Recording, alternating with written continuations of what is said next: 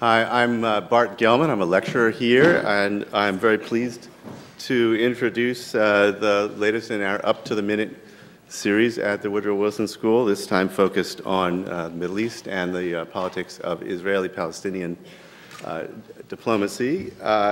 We're very lucky to have here tonight Amaney Jamal, who is Associate Professor of Politics, directs the workshop on Arab political development, and is the author of 4 books on everything ranging from democratization, development, and radicalization among Muslims and Arabs in the Middle East and in the United States. We have Ambassador Dan Kurtzer, who retired in 2005 from the State Department after close to 30 years there. I believe you may be the only person who's been ambassador both in Cairo and in Jerusalem. Or I should say, to Egypt and to Israel. I'm already forgetting all the minefields I used to walk when I was a correspondent in that region. I won't go further into. I won't go any further into the resume, lest I start another war. This has been an eventful year in the Arab and Muslim world more generally, in Israeli-Palestinian negotiations and developments within both those places. Since we're up to the minute, we have the King of Jordan visiting Ramallah. We have and receiving a visit from Khalid Mashal, the man Israel once tried to assassinate as a head of Hamas. We have the Prime Minister of Turkey calling in quite rude language today for Assad to resign in Syria, comparing him to Gaddafi, Ceausescu, Hitler, and Mussolini, which is better than a trifecta. And King Abdullah, by the way, as one of the weakest players in terms of political military power in the region, and traditionally quite nervous about the power of Syria, also led the way in calling for Assad's resignation.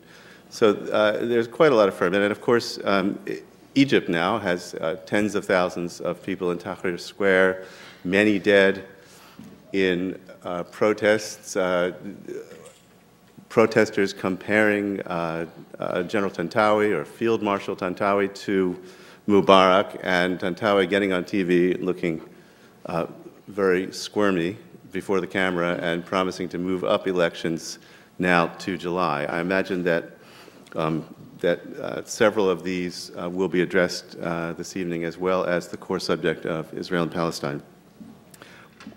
Here's the format. Ambassador Kurtzer will go first. Professor Jamal will go second. There'll be a little bit of interchange between them, and I just want to give you a heads up now that I will be calling for questions.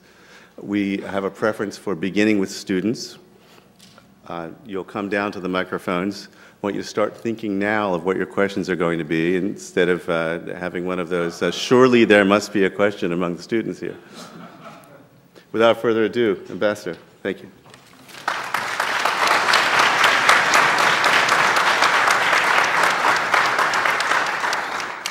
Good afternoon. First of all, my admiration to all of you for braving the rain to show up this afternoon. And I really want to say a special welcome to our Congressman, Rush Holt, who has joined us today. Thank you, Congressman.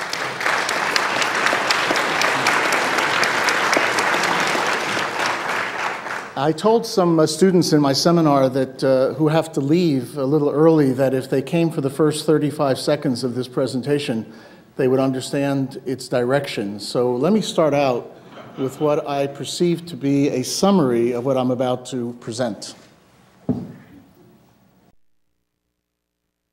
Hello and welcome to Munich for the 27th City Olympiad, an event held traditionally every 3.7 years, which this year has brought together competitors from over 4 million different countries. And here we are at the start of the first event of the afternoon, the second semi-final of the 100 yards for people with no sense of direction.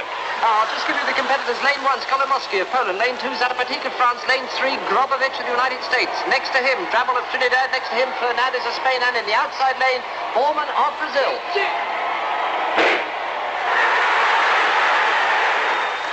that was fun, wasn't it? My students are now excused. You understand the direction of this presentation. That was the 100-meter dash for runners with no sense of direction. And in many respects, it sums up what I believe to be the positions of the two protagonists in the Arab-Israeli conflict, the two main protagonists, Israel and Palestine, as well as the United States, the third party. Palestinians, as you know, have become quite angry and therefore uninterested in resuming negotiations because they perceive that the current Israeli government is not interested in making peace, and they are insisting that there be a settlements freeze, something that they thought had been promised by President Obama. As a result of their anger, the Palestinians have turned to two other activities. One, reconciliation between Fatah and Hamas, and second, the recognition of Palestinian statehood in international organizations, both of which are opposed rather vociferously by both the United States and Israel. Israel is nervous about the durability of its peace treaties in light of the Arab Spring, something that Amaney is going to talk about in a few minutes, concerned about the spillover into its own street of such anger should Palestinians take up the cudgels of the Arab rebellion. But the Israelis, for their own purposes, have continued and in some ways intensified settlement activity and have established a precondition of their own for the resumption of negotiations, namely Arab recognition of Israel as a Jewish state. The U.S., for our part, is fatigued. President Obama, 3 years ago, as you recall, started out quite fast in an effort to jumpstart negotiations. He articulated a view that the peace process and a peace outcome was a U.S. national security interest, appointed former Senate Majority Leader George Mitchell as special envoy, tried a series of tactical approaches in the peace process, a settlements freeze, proximity talks, direct talks, and most recently in May, the idea of negotiating borders and security. None of them worked. Israelis rejected each of these ideas. Palestinians started rejecting them when settlements continued. And we're now in what is largely seen in Washington as a pre-election phase when the ambition for taking tough decisions in the peace process is, to say the least, rather minimal. The problem is that this would normally lead to an outcome of relying upon the status quo to maintain itself over the next year, see how the U.S. elections come out, and then try to pick up the pieces of the peace process and move forward. And as we know, status quos are not static. They get better, or more likely in this situation, they get worse. Not only do they get worse in and of themselves, but we also are familiar with the spoilers in the Middle East, individuals and groups who are out to undermine the prospects of peace and who will take a status quo and try very hard to upset whatever balance may exist. Bad behaviors continue on both sides, settlements on the one side, terrorism and violence, rocketry on the other side.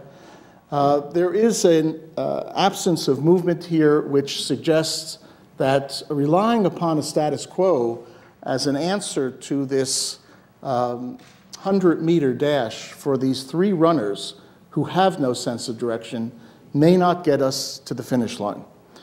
Now, the argument, therefore, in favor of moving ahead rather than relying upon a status quo would suggest that it's up to one of the parties, hopefully both of the parties, or the United States to come up with an idea, an initiative, a plan of action that would move us forward. The problem is that when you advocate such plans of action today, you run up against what I have come to call the Washington consensus. I currently sit on a number of working groups in Washington that focus on the Middle East peace process, and no matter what meeting, in what venue, at what time, you will hear the following arguments against an American initiative in the Middle East peace process. First of all, the ripeness theory. William Zartman, Richard Haas developed this idea some years ago that conflicts can't be resolved until they're ripe, until there's a mutually hurting stalemate, until there's leadership on both sides ready to move, and until there's a pathway forward that suggests how the conflict may actually resolve itself. So the first argument you hear in Washington is the conflict's not ripe for resolution. And it's a nonsense argument. There already is a mutually hurting stalemate. And there has been for as many years as we've had this conflict. It may be true that leaders right now are weak, but there is a pathway forward, as I'll discuss shortly. Secondly, there's an argument that you hear, and I'm embarrassed to share it with you, but you hear it from otherwise intelligent people in Washington. It's too hard. This is a conflict that's too hard to resolve. Well, that's what we do in diplomacy. We try to resolve hard conflicts. Don't always succeed. We often will send our military into situations which in some respects are far harder, and we expect them to try their best to succeed. Why would we not send our diplomats into a hard situation with the orders to make as much progress as they can and to overcome the difficulties that this conflict resolution process presents? Third argument, leaders are too weak. Indeed, they are. But it may be that leaders can be induced into action in situations in which they otherwise would not engage in action. And we've had examples in the peace process. It was not easy in 1991 for the United States to help bring about the Madrid Peace Conference because we were dealing with difficult to work with leaders. Yitzhak Shamir in Israel, Hafez al-Assad in Syria, and we worked them until they said yes. It was not easy for President Jimmy Carter to advance the prospects of an Egyptian-Israeli treaty. In 1979, we were working with Prime Minister Menachem Begin, a very tough character. And yet, hard diplomacy, sustained diplomacy, helped turn that leadership around.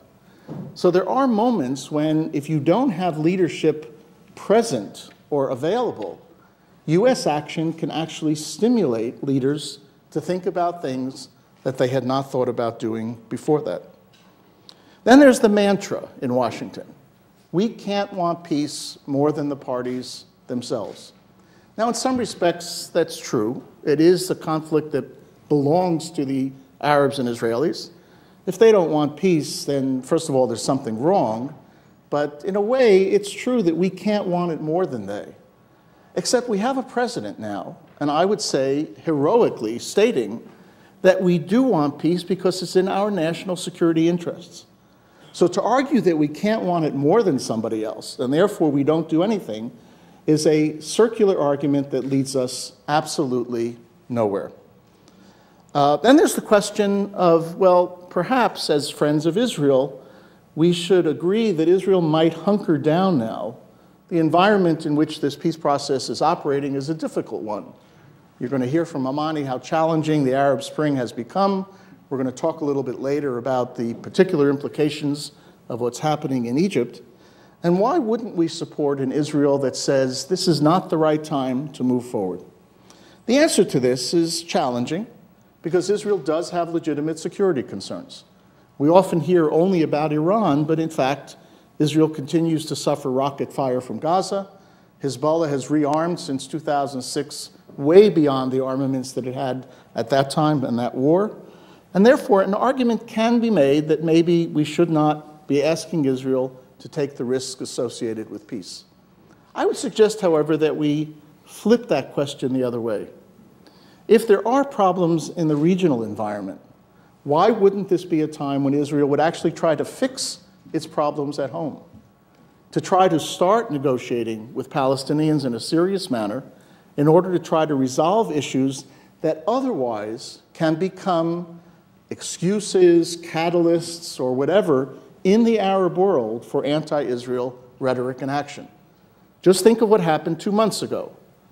An Arab rebellion in Egypt, which had nothing to do with Israel, turned nasty against Israel when angry mobs, unable to accomplish what they wanted to accomplish domestically in Egypt, turned on the Israeli embassy, invaded it, and took it over. So this is not actually a bad time to be thinking about negotiating with neighbors. and to doing hard things, it may be the best time to do so. No guarantee of success, but can you imagine the impact on the Arab Spring, let alone on the Israeli-Palestinian issue, if the two sides actually started negotiating and delivering some responses to the problems they face? And then there are two final issues in this so-called Washington consensus, particular to the United States. First of all, we have a lot of other priorities, and that is true. The president is facing a full plate of domestic priorities. We have an international environment, even outside the Middle East, which is challenging. Maybe he shouldn't pay as much attention to the Middle East. That would be an argument to make if he had not declared the Middle East to be an important national security issue for his administration. But what's he going to go to the voters with next year? He's going to say, this is important to our national security interests, but I've decided to park this issue for the last year of my first term. Rather, the president might answer the question by saying, you know, it is important enough for me to continue devoting some of my time with a high-powered team in order to try to advance exactly the national security interests that I defined at the outset of my administration. And that leads to the last question, why not wait till after the election? And that takes us back to the beginning of this analysis. Will it wait for a year? Can we say to the Middle East parties, we happen to have an election, can you please go home for a year and we'll come back a year from now and see how we do? And the answer is, it just doesn't work that way. In the Middle East, time does not become a healing factor in the Arab-Israeli conflict. So what does that mean? If we dispense with this so-called Washington consensus of excuses for inaction, we get to a point where, and some of you who have come to previous lectures have heard me cite Yogi Berra. You remember the old Yogi Berra-ism, when you come to a fork in the road, take it. This is a moment to take the fork in the road, and that fork means a U.S. significant initiative to try to advance the prospects of peace. Let me conclude by suggesting to you that it is not a mystery of how we might accomplish this. In other words, you ask the question, can the parties actually visualize what a peace settlement looks like? The answer is, we have evidence now, which we didn't have a couple of years ago, that the parties are actually closer to reaching agreement than we had thought. We now see Condoleezza Rice's memoir, which suggests that she thought we were very close in 2008. We have Ehud Olmert's memoir in Israel that's come out a while ago, in which he details in substantial detail how close the parties came in 2008. And we have an insight into the Palestinian position through the leaked Palestine papers that Al Jazeera put out that tells us about internal Palestinian deliberations that suggest even the Palestinians understood what kinds of concessions needed to be made in order to get to peace. Not only do we have this reality, but we have a variety of ideas out on the table, which we're going to see one for the last 2 minutes of the presentation, that suggests that this is not as hard a conflict to resolve as it is portrayed to be. It is politically very hard. It is not substantively hard. Annelies.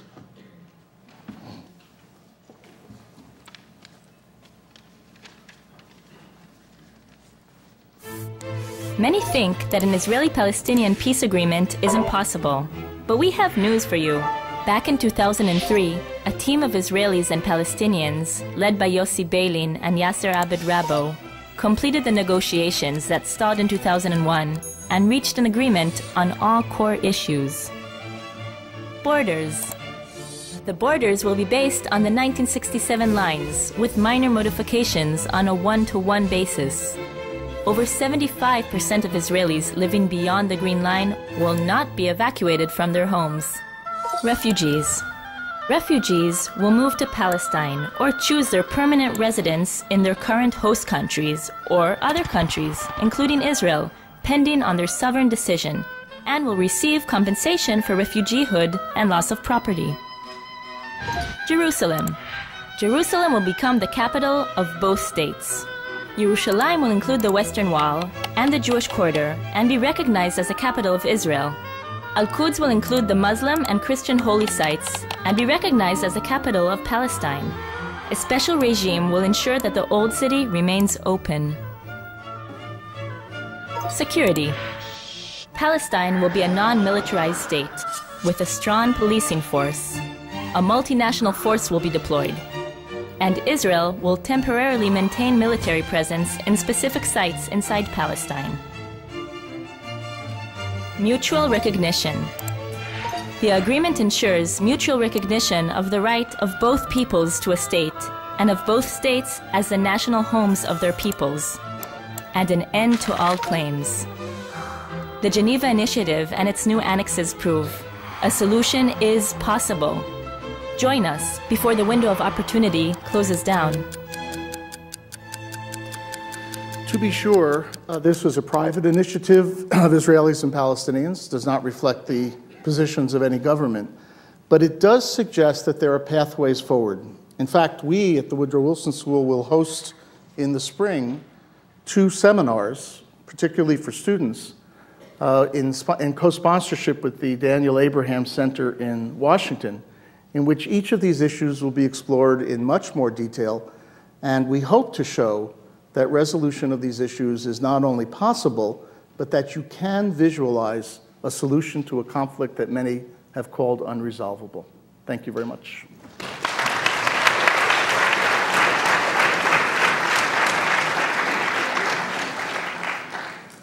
Thank you very much, Ambassador Kurtzer. I want to thank you all for turning out today, and I want to extend my welcome to Congressman Rush Holt. Thank you so much for joining us this afternoon into the evening. So I was asked to talk about how the Arab Spring might impact or influence the ongoing Arab-Israeli peace talks. And when I sat down to try to, again, put pen to paper and articulate my thoughts on this, I realized there are a few things going on that required some clarification. So there are multiple levels of analysis here, and I'm going to try to be simple. So I'm going to try to go over the points, not quickly, but basically try to cover a vast amount of territory in a few minutes. So first you have the domestic developments within Palestine. So what does the Arab Spring, or the developments of the Arab Spring, mean for the peace process from within a Palestinian context? Then there's the regional level analysis. What do the developments of the Arab Spring in places like Egypt, Jordan, Libya, Syria, elsewhere, mean for the Arab-Israeli peace process? So that's the first layer of analysis. So we're going to be looking at things both at a domestic level and then at a regional level. But then it struck me that we needed to clarify something, and there probably isn't much consensus about this, especially not in the media, which is when we say Arab Spring, or we talk about an Arab Spring, what exactly do we mean?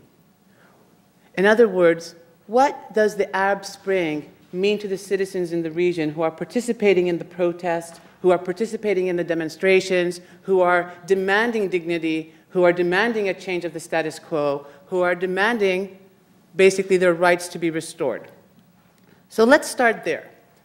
If we see the Arab Spring as basically a function of years of authoritarian repression within states that these very authoritarian policies have alienated populations, especially a youth population that has become more global in orientation, more universal in its values, and it's demanding more democracy, then that might mean that the quick fix to these problems will be handled at the domestic or country level in each of these cases. In other words, if you have more democracy in these cases, or at least if you have the expansion of political and civil liberties, this might satisfy the aspirations of the youth. Not only democracy, but if you can also improve the economic situation in the region, this will make these populations happy and content. So that's one side of the coin. On the other side of the coin, if you believe the Arab Spring is about democracy, or the lack thereof, is about the lack of economic development, but also a youth population or not only a youth population, but a more, I guess, larger sector of the population, standing up against what they perceive to be as foreign domination, a continuation of the colonial legacy, a continuation of U.S. foreign policy that has privileged Israel over all the other Arab states, then the solution to, or what the outcome of the Arab Spring is going to be, is not only going to be basically manifested in addressing the immediate democratic and economic grievances of the people, but it requires a more large-scale regional type of thinking and constructive thinking about how best to address these larger concerns. So this becomes much more dynamic and multifaceted, because then we're bringing into the equation right now the role of the United States in the Middle East, which basically has its geostrategic interests in oil, in securing Israel, in countering terrorism and whatnot, but can we de-link all of these processes from what the individual on Tahrir Square is demanding for today and a year ago? So before I get into the regional implications and what's happening elsewhere, let's go back to Palestine. By 2007, especially after the Gaza war, 2007-2008, after the Gaza war, basically within the PA and within the Palestinian population, especially among supporters of Fatah, grew the conviction that perhaps it will be, that perhaps in order to try to secure the status quo, you needed to create the conditions to move towards peace. And at least these were the dictates of Israel and the international community. What were the dictates for peace from a Palestinian perspective? They had to ensure security in the West Bank, and security meant basically containing the Islamist threat, and they had to basically prove that they can control their own territory. Remember, they had lost Gaza. Gaza had gone to Hamas, so now the burden on the PA was to prove that it had some aura of control, some aura of presence, some ability, if you may, to bring law and order to the West Bank. Otherwise, there was no partner to negotiate with, right? The West Bank or the leadership was not in a position to negotiate on behalf of the Palestinians with Israel.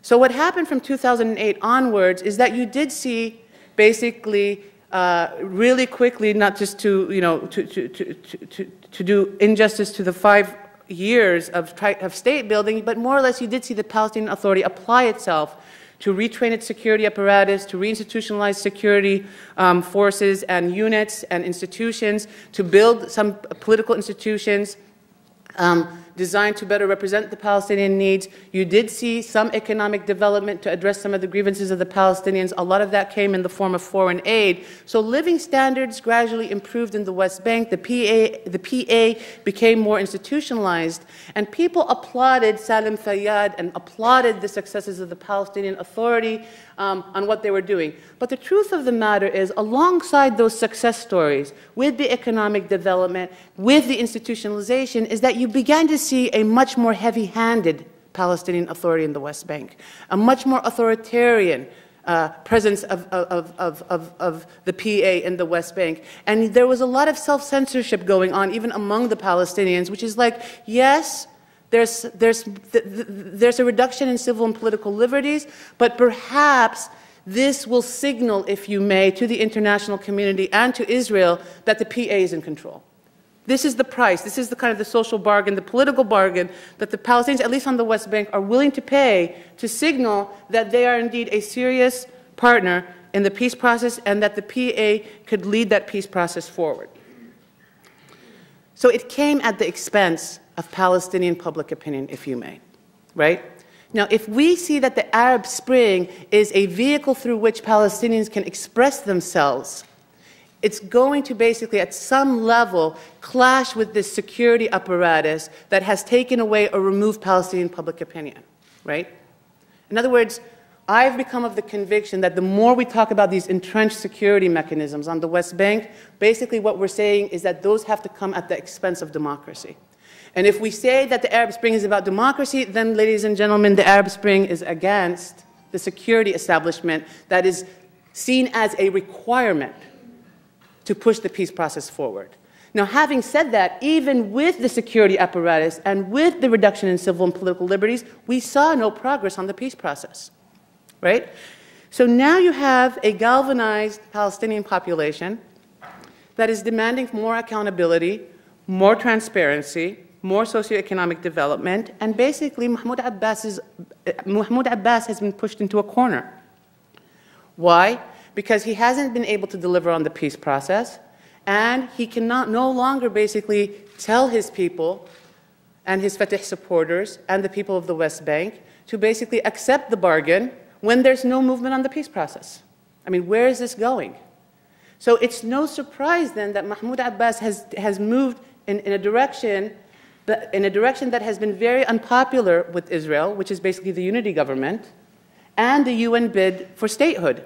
These two mechanisms are really seen as a byproduct of the Arab Spring, right? These were not popular measures by Israel. Had the Arab Spring not happened, Mahmoud Abbas arguably would not have moved towards those two venues, and he has to at some point claim an aura of legitimacy among his own people. And so he's gone that path. And if you look at public opinion polls as of the last few weeks, the vast majority of Palestinians are willing now to accept international sanctions, meaning cutting off the aid. We heard a lot of threats about the aid being cut off, that the Congress was going to take away the aid to the PA, that there would be other ramifications if the Palestinians went through the UN bid. The vast majority of Palestinians are ready to take those sanctions on because they basically feel that there's no way out of this deadlock situation that they find themselves in.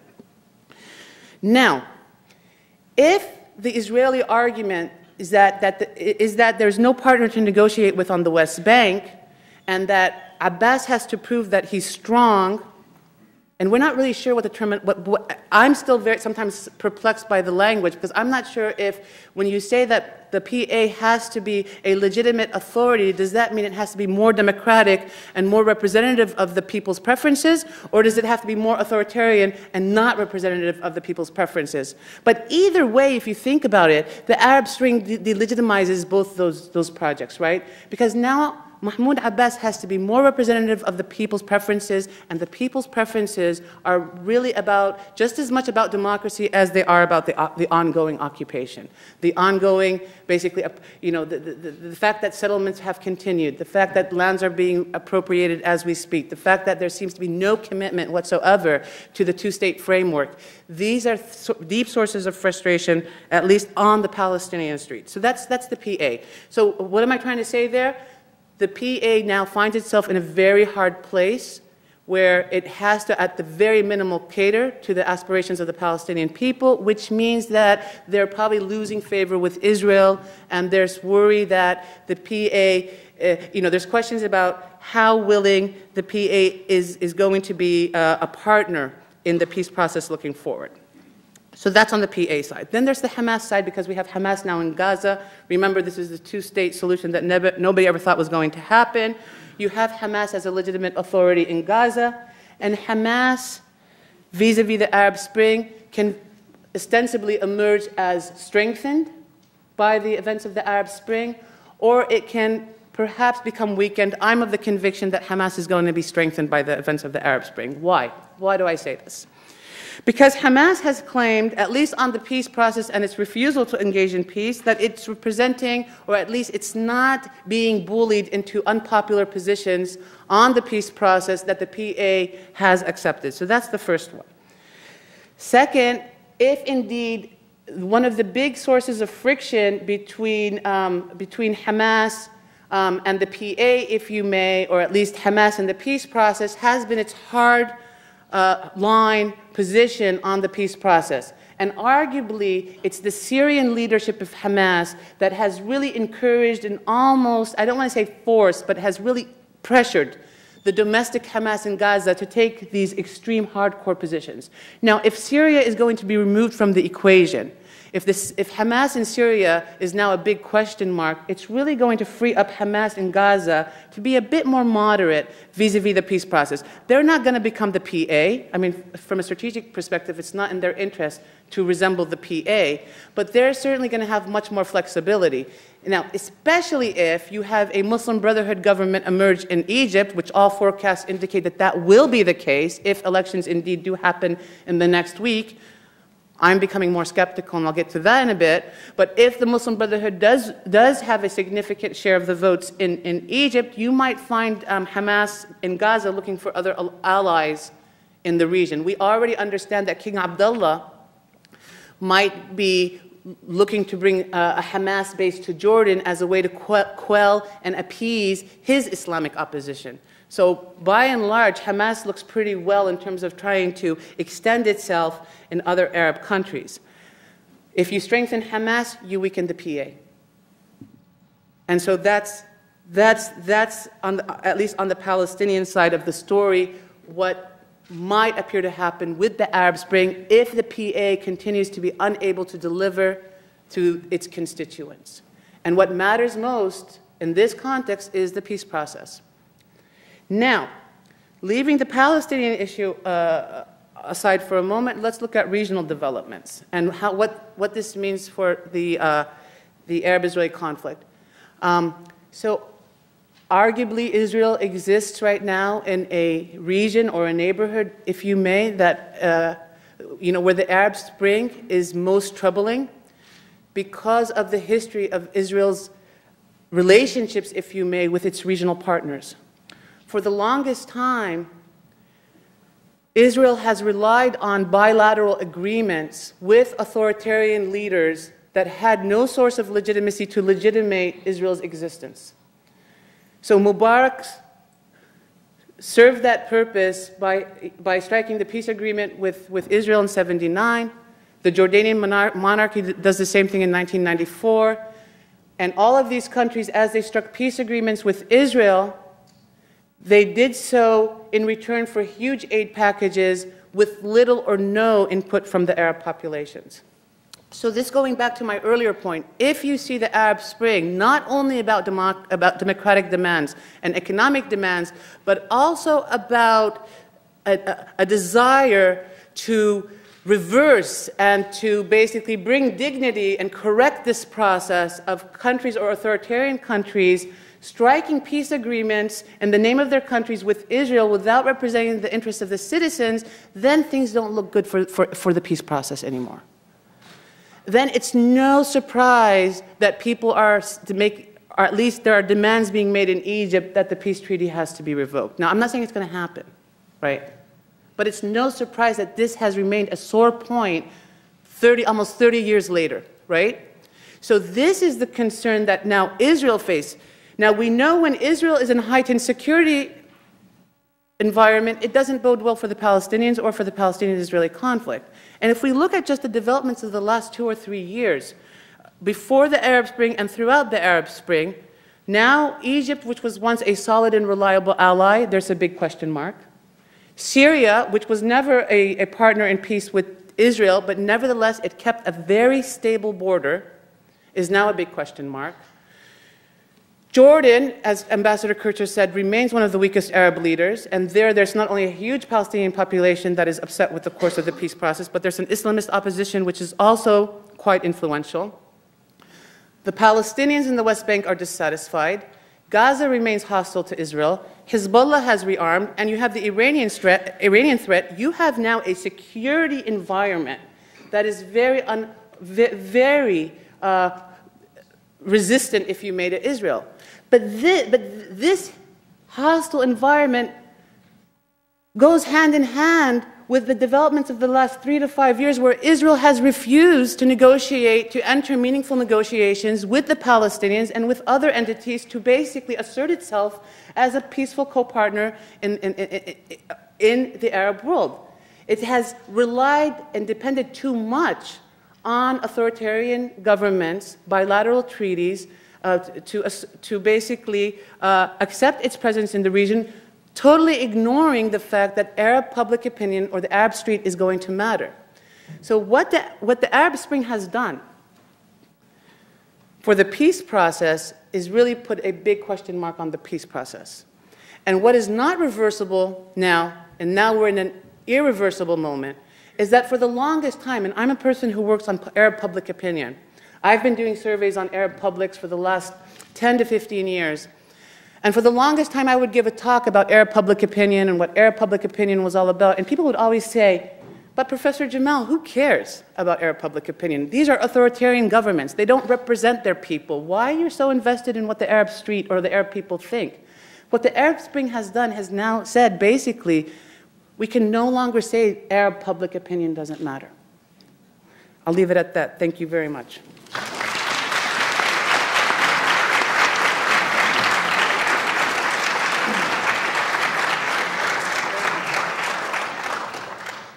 Thank you both very much for the remarkable compression of the entire region into 15 minutes each. I'm going to try to remedy that slightly by giving each of you a chance to comment or ask a question of the other.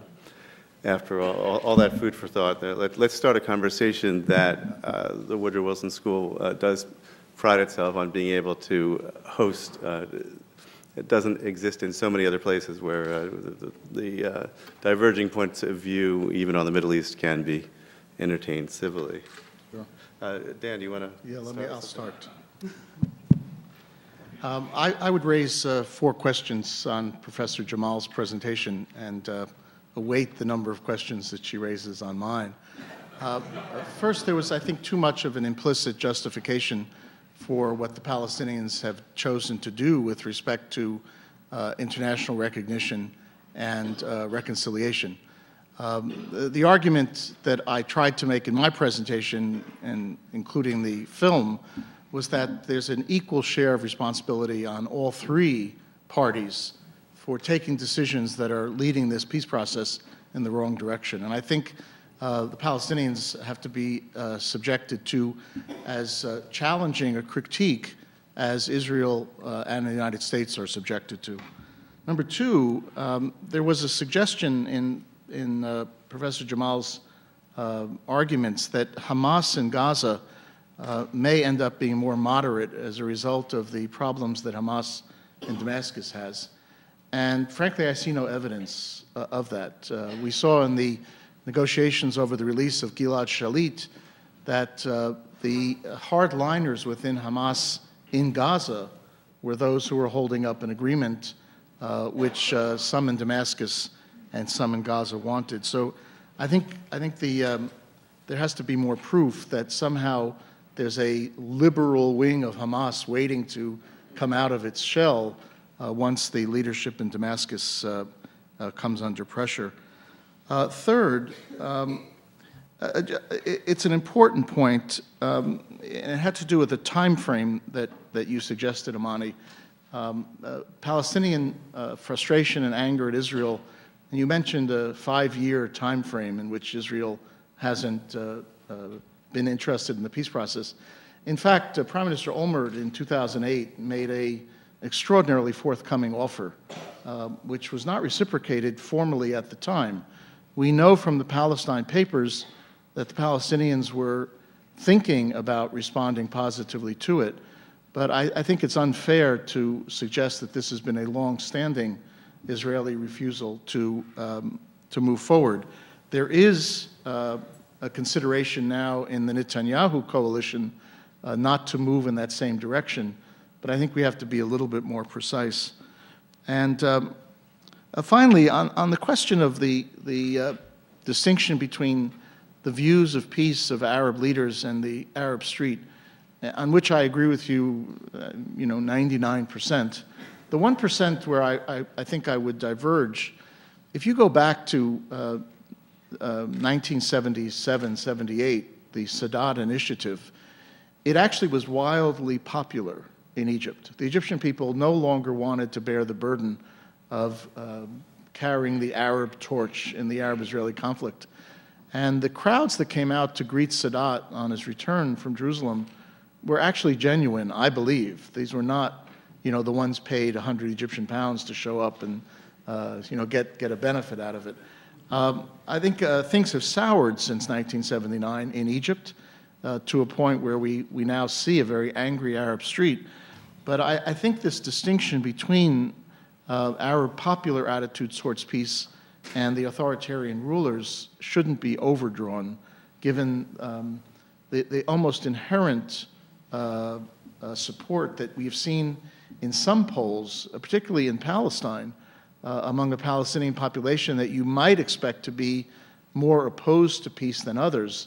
We've seen a kind of persistent support for a good peace process, a positive peace process.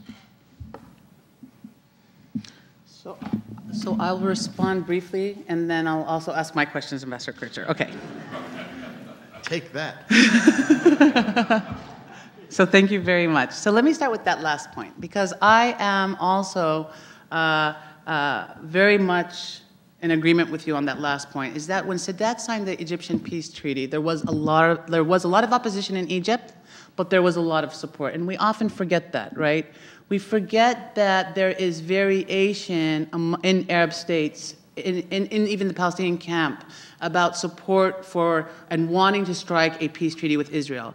The business elites, the middle classes in all these countries would benefit from greater economic global integration, and they realize to do that it means basically bringing in Israel into the fold. And that's exactly what the middle class and the business elite in 78, 79 were banking on with the policies of infitah and greater economic aid packages and whatnot. So that's something that we have to, I think, keep in mind, because oftentimes what the assumption is that Arab public opinion is monolithically opposed to Israel, and there's nothing further from the truth on that. On the 2008 point with the Olmert government, that's right on target. I was really making reference to developments that had occurred post-2008, especially the last 5 years, since Olmert, where the demands for the Palestinian Authority seem to be increasing in terms of what they need to do before they can even sit down and begin negotiations. We've come close to basically resolving this conflict between Israel and the Palestinians, on numerous occasions, as the YouTube video demonstrated. So it is a shame that we're now much more far removed from that 2008 moment than ever before. Not to get into who put what on the table and who did not reciprocate and whatnot, but what I understand is that there were very huge advancements made both in the direct negotiations and the bilateral tracks at the time. So that's also very, very hopeful. Hamas, and will Hamas moderate? I think that arguably the Hamas leadership in Syria has been one of the more conservative anchors, perhaps. So that if that is removed from the equation, there might be a possibility that Hamas will become more moderate in Gaza. I guess the jury's still out on that one. And my talk was not designed to basically lay blame with Israel, right? I want to make that clear. My talk was to say what the Arab Spring means for future negotiations and relations to Israel. And we need to be able to talk about an Arab/Palestinian discourse in this new environment of the Arab Spring and what it will mean for the ongoing Arab-Israeli relations. I do believe that the U.S. role, coming back to Ambassador Kurtzer, the U.S. role in mediating the conflict, I believe Israel's handling of the peace process, has systematically ignored Arab public opinion. When we talk about when will the U.S. encourage or pressure Israel to re-enter negotiations now, what is everybody saying? Let's wait for the next election. In other words, let's wait for Israeli public opinion to sway. Well, if Israeli public opinion matters so much for the conflict, then how can we consistently ignore Palestinian and Arab public opinion as well? That's what I was hoping to accomplish. So I guess the question, Ambassador Kurtzer, is do you see a shift in U.S. policy now, given the events of the Arab Spring, where you're going to have a foreign policy that is going to be more attuned to Arab public opinion? Oftentimes, there's still this assumption sometimes that guides our policies that Arab public opinion can be micromanaged, can be repackaged, can be sold certain unpopular positions when that's not the case. And we see this over and over again in terms of what is deemed acceptable and unacceptable behavior. Now, when Obama assumed the presidency and he went and gave a speech in Cairo, it appeared that he had embraced this idea, that Arab public opinion mattered, that there was going to be a new era of U.S. involvement in the region. He heightened expectations and then did a 180 and said, I'm closing down the shop. So I would like to hear your thoughts on that. Sure. The answer is I hope so. And the reason I hope so is that we've seen over the course of these 10 months or 11 months of the second Arab awakenings in the region, or the Arab Spring, that the United States has been wrestling with two major national interests. On the one hand, we do have strategic interests with a lot of these countries that are at risk. I spoke early on in the Arab Spring about the very fundamental interests that we've pursued with Egypt, our military and strategic and economic and peace process interests. And the administration has been trying to tiptoe between maintaining those interests and responding to the democratization impulses in places like Egypt and Tunisia. And in that respect, how the U.S. government relates to Arab public opinion will be one of the most important barometers. One of our graduates who's on the Cincy program in the State Department right now, Will Wagner, is actually working on the Egypt desk, and he is a person who did his senior thesis on the question of Arab media. So I'm a little comfortable that we have some people in Washington who now understand the importance of relating not just to the Mushir, the field marshal, but also to the people who are out in Tahrir Square. Our reporting officers, I understand, have been told to get out on the street and actually talk to people, not just elites. It's going to require, over the course of the next years, an even greater investment in language training than we have made until now, as well as identification and use of the new media by our own diplomats, using Twitter and Facebook to our advantage in trying to win over Arab public opinion rather than relying upon regimes to do so. I'd like to open it to the floor. I know you've been thinking up your questions this last hour. Please do come down to the microphones. I want to ask that you keep the questions brief, that you make them questions, and that soliloquies with a question mark at the end are not questions.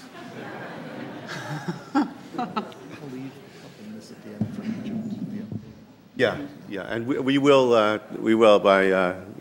by popular demand leave a few minutes at the end for Egypt. Okay, 30 seconds or less. Here we go. This is mainly for Professor Jamal because it's about public opinion, but I hear Professor Kurtzer's outline for what a peace agreement might look like, and given that Palestinian opinion is very important, I'm curious, is there enough Palestinians' public support for a peace agreement like Professor Kurtzer talked about, and also more in general, Arab support around the Middle East for such a kind of agreement? So thank you very much for that question. So as of a few weeks ago, when the last Palestinian public opinion poll was conducted, there's majority support for a two-state solution, one that basically, resembles, is on the 67 borders, where Palestinians will have some type of claims, if you may, on East Jerusalem. That's what's not defined.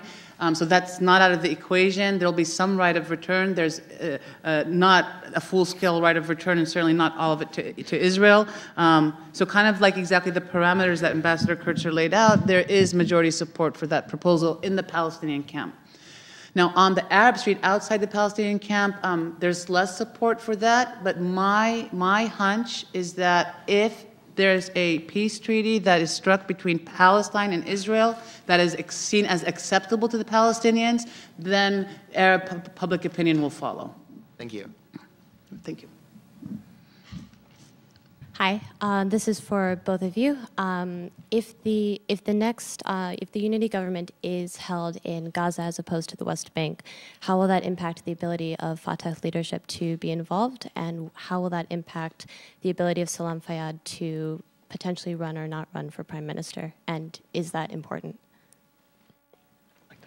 Well, it'll make it easier because nobody will deal with that unity government. The international community since 2006 has said that until Hamas accepts three conditions: recognition of Israel, renunciation of terrorism, and a willingness to implement agreements into which the Palestinian Authority entered, they wouldn't deal with Hamas. So if the center of power shifts from Ramallah to Gaza, which means that Hamas has in effect retaken control of the Palestinian Authority, as it had won legitimately in the 2006 election, then there's going to be a real crisis of confidence between the PA and the international community.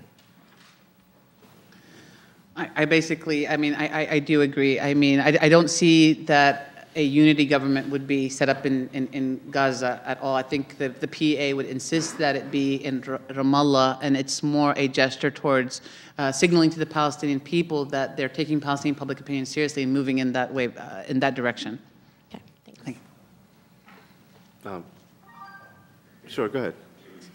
I have a question. It's mostly to Ambassador Kurtzer.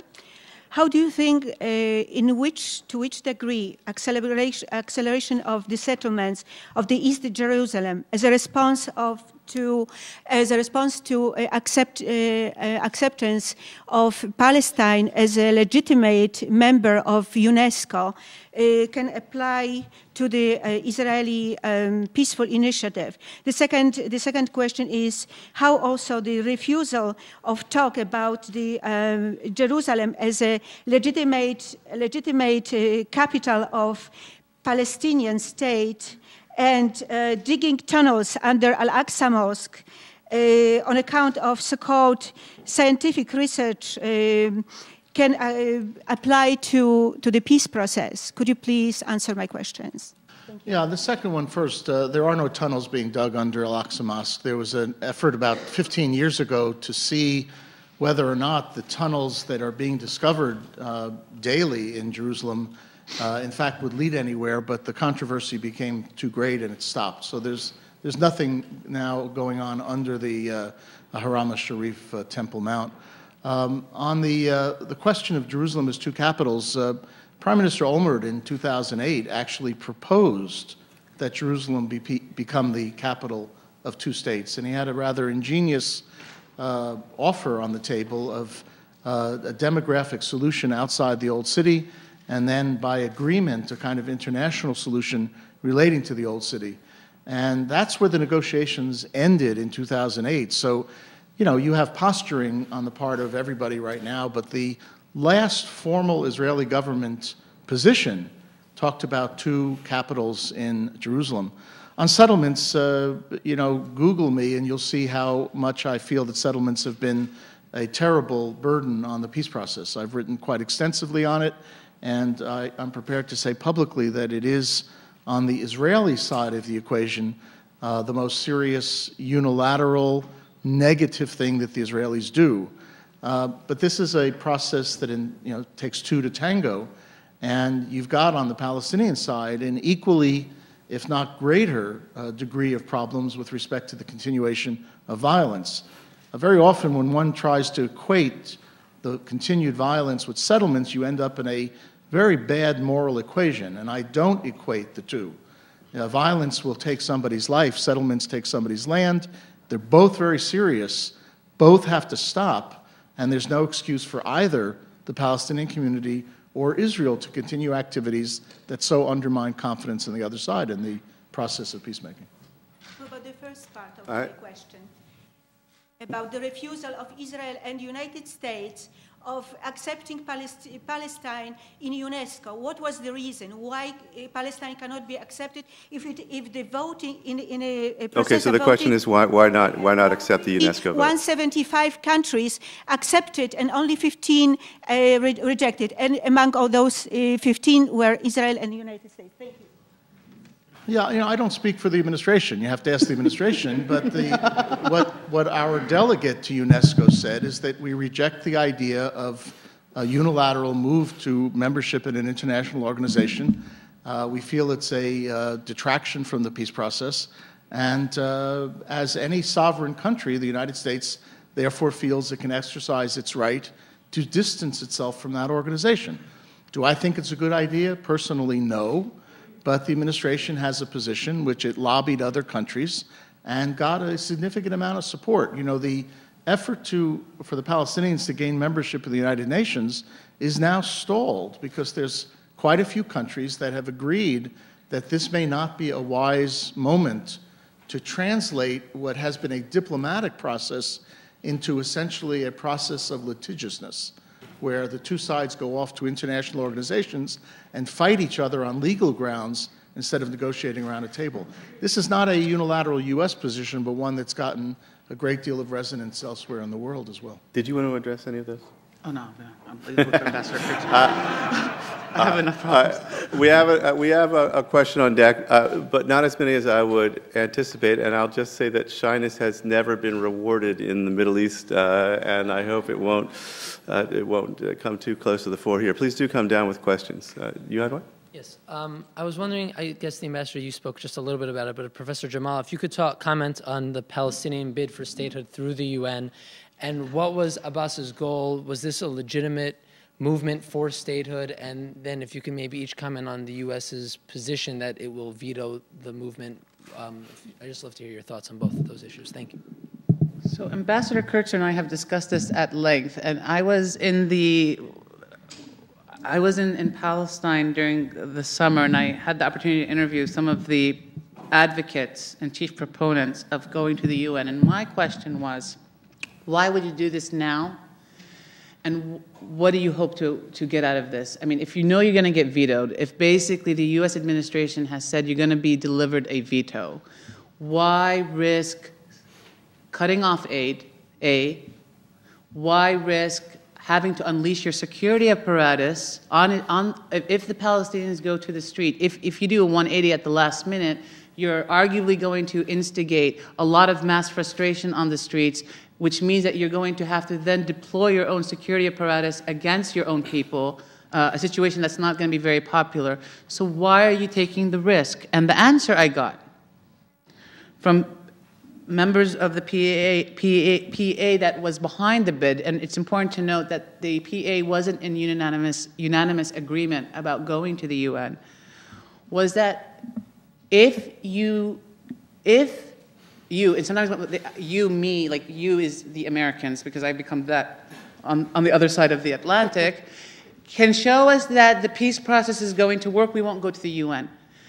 If the United States can basically promise us a place at the table and basically a mechanism for the peace process, timetables, going back to 2008 perhaps, some type of possibility of moving this process forward, we won't go to the UN. But if basically we've hit a wall where there's not going to be a peace process, then we're going to pursue the legal channel, the international legal channel, which is the UN.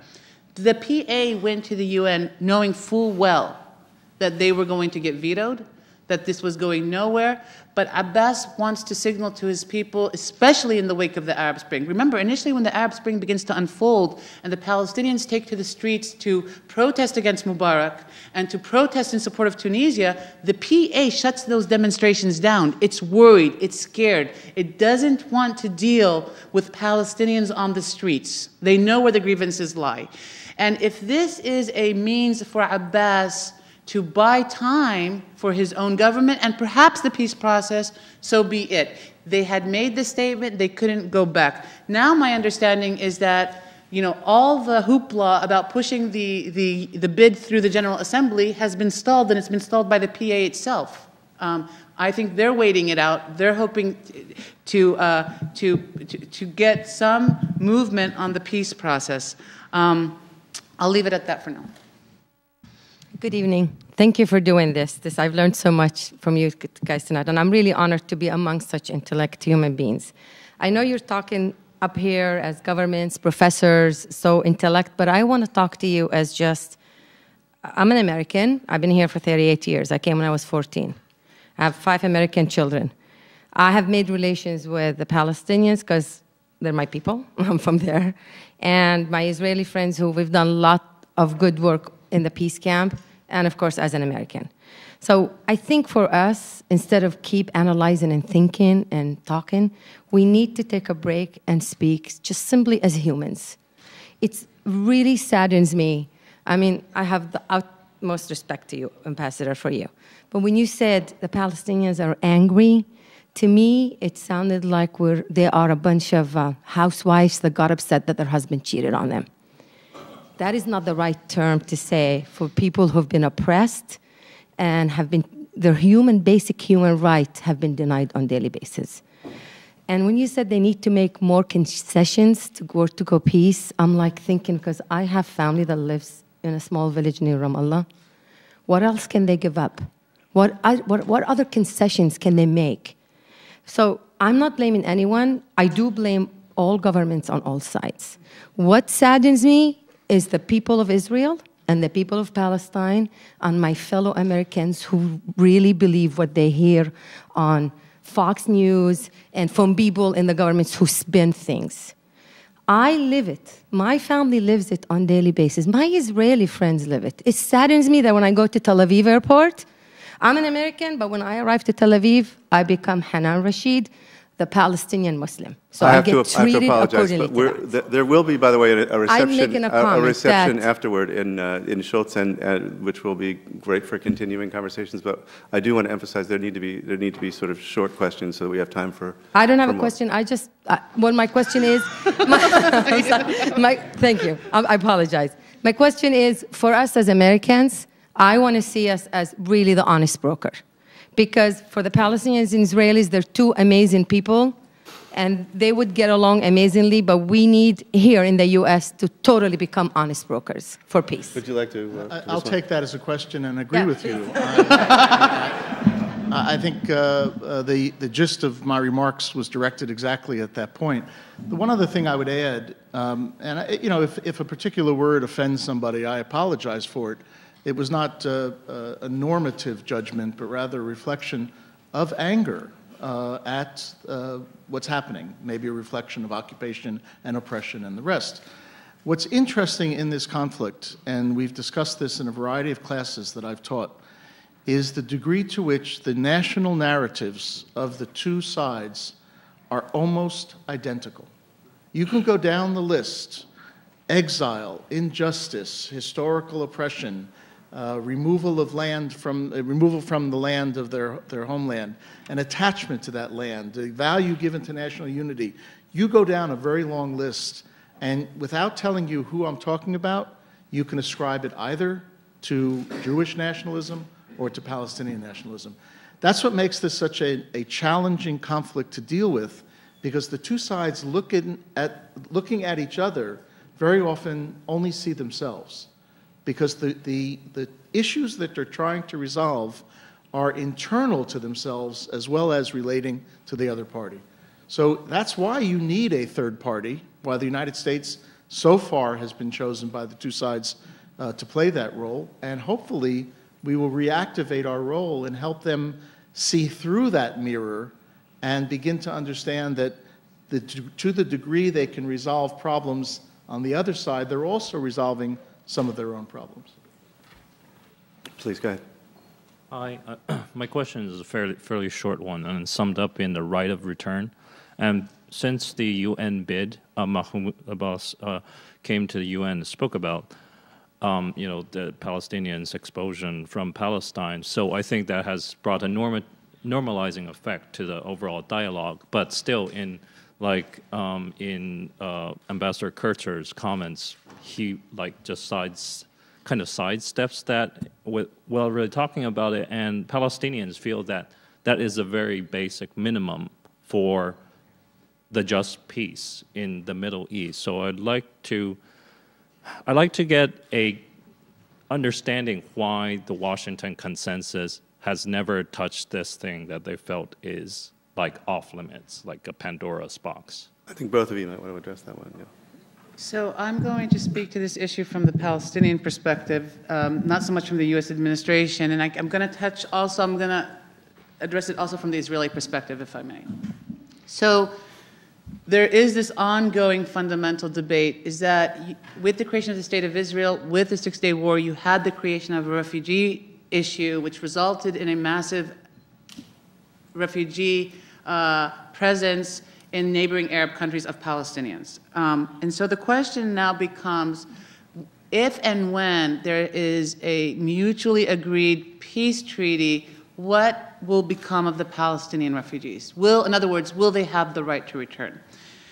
And so this is where it gets tricky, because just to be honest about it, and I'm just going to put it out there, there's no way that Israel is going to accept a Palestinian right to return which is going to compromise the demographic majority of Jews in Israel. The Palestinians have come to terms with this, at least the Palestinians who represent the Palestinians in negotiations. This is where the Palestinians are somewhat divided, because the Palestinian Authority in the West Bank and Gaza has basically come up with a formula on what's going to happen to the refugees, which does not include a complete return to Israel. My understanding is, and Ambassador Kurtzer can correct me, is that there probably be 5% of the Palestinian refugees living outside of Palestine, Israel, will be allowed to return to Israel. There will be an option for return to the West Bank and Gaza. There will be compensation, more or less, and it's my understanding, and again, I'm just saying the facts, that the Palestinians and the Israelis are pretty much in agreement on this issue. This is not one of the outstanding issues right now. The outstanding issue, and this is my understanding, is Jerusalem. And the debates about Jerusalem and the sovereignty over the holy sites and what Jerusalem will look like. There are still some reservations about whether Abu Dis is going to become the pseudo-capital city of the Palestinians, and what type of access Palestinians will have to the holy sites, and guaranteed by whom. But my understanding is that the Palestinian right to return issues are more or less at least where we left them in 2008, were a done deal in the negotiations. Okay. Did someone hear what? So due to the fact that the United States has often been criticized for its role as a dishonest broker, do you think that it's time to bring in a new mediator, perhaps, someone from the EU or perhaps even Turkey, in order to advance the peace process? You know, the U.S. has very often been asked that question, and you know, wearing my old hat, I can give you the old answer, which I think is still relevant.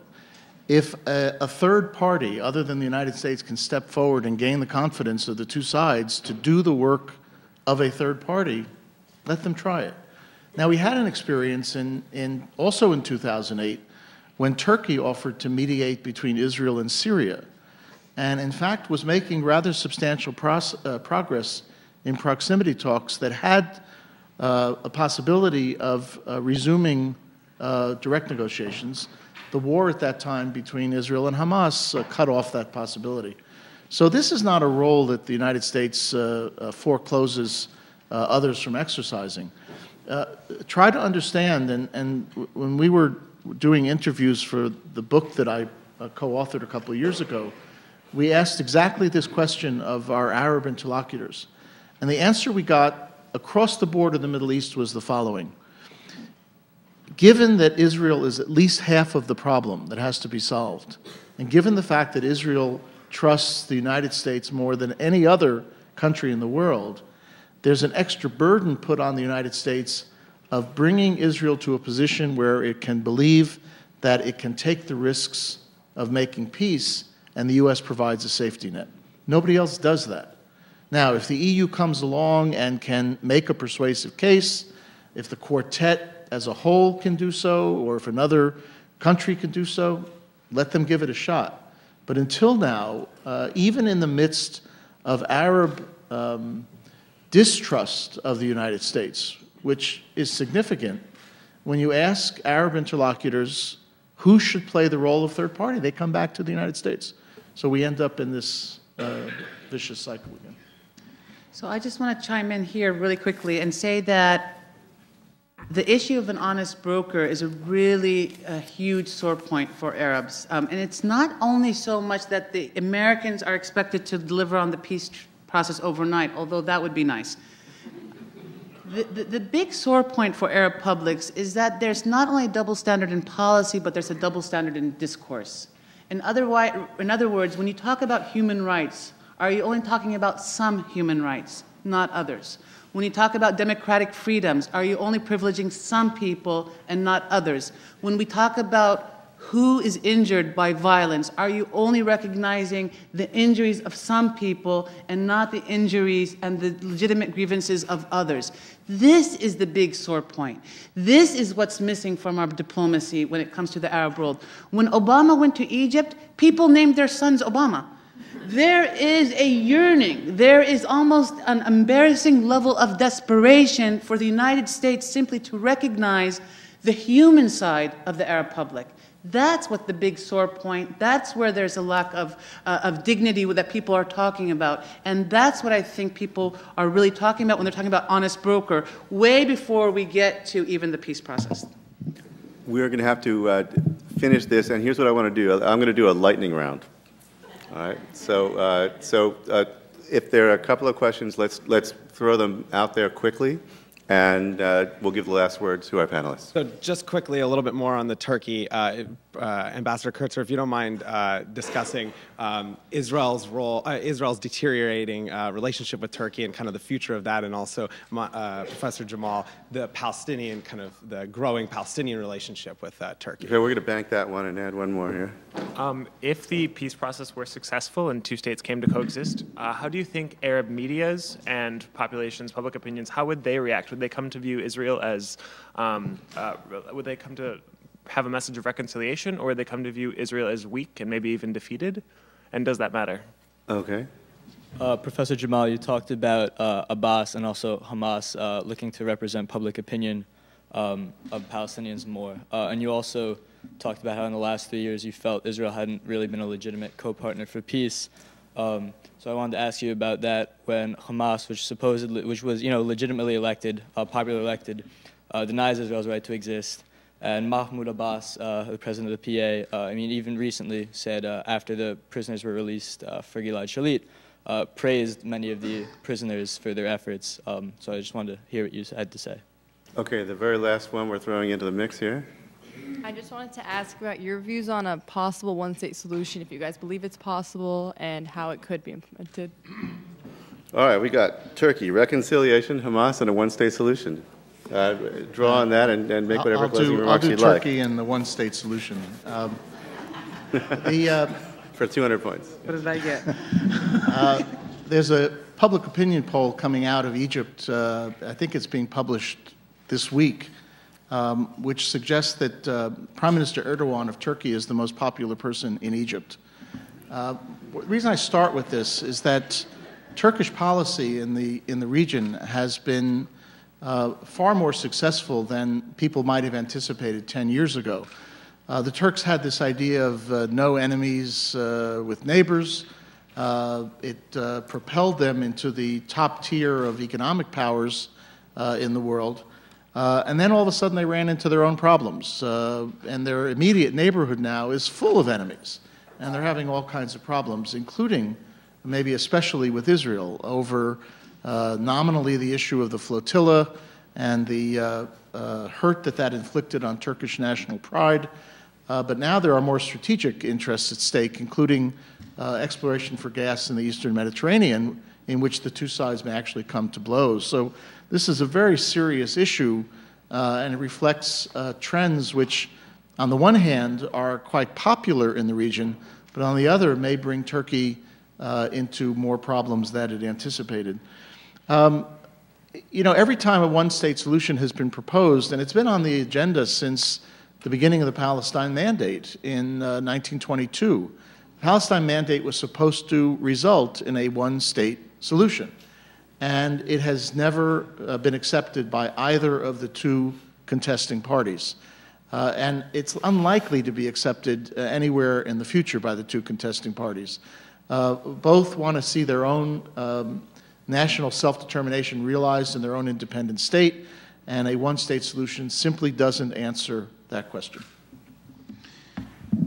So I'm in agreement with Professor Kurtzer on both points on Turkey and the one-state solution. I do want to add, though, that if the two-state solution is going to remain viable, then the changing of the geographic landscape of the West Bank is not, as we see what's happening, does not bode well for the two-state solution. I mean, you can't continue to have the appropriation of lands for settlements and say there's going to be a two-state solution, or at least we need to see what this two-state solution is going to look like. So that's where even the proponents of the two-state solution are losing a lot of legitimacy and credibility when they're arguing with the one-state people about what the future Palestinian state is going to look like, because people are basically saying to the two-state proponents, you guys are basically trying to establish an apartheid system and pretend like you're selling it to the Palestinian public as a state solution. So the more the ongoing stalemate continues, it's really disadvantaging those who are championing